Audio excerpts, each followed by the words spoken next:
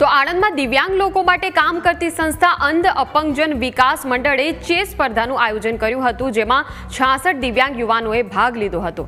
આંખેથી દિવ્યાંગ લોકો માટે ખાસ પ્રકારનું ચેસબોર્ડ બનાવવામાં આવ્યું હતું, જેને સ્પર્શ કરવાથી મૂવમેન્ટની જાણ થાય છે। બોર્ડમાં વચ્ચે ડોટ રાખવામાં આવે છે, જ્યાં ચેસના રમકડા ફિટ થઈ જાય છે।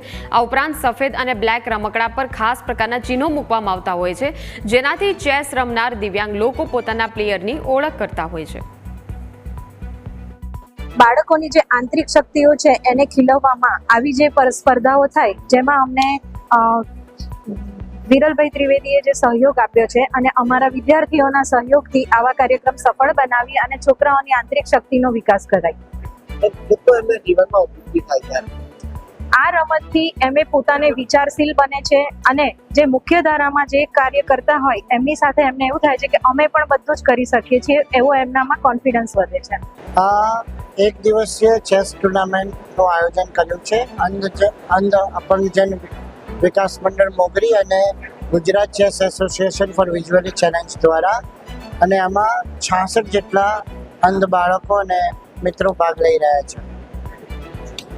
આ જે ચેસ ટુર્નામેન્ટ થાય છે તેનો શું છે મુખ્ય હેતુ?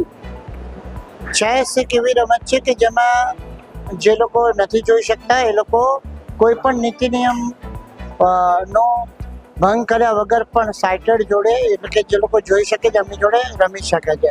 અને ચેસ એ આપણા શિક્ષણમાં, આપણા ભણતરમાં પણ બહુ ઉપયોગી છે।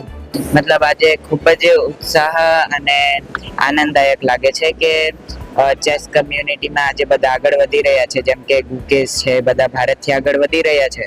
તો અમે પણ અમારું બી એમાં કોન્ટ્રીબ્યુશન આપીએ ભણવાની સાથે સાથે ચેસમાં, તો એ માટે ખૂબ જ સારી ફિલિંગ છે અને બધા છોકરાઓને ખૂબ જ મજા આવે છે।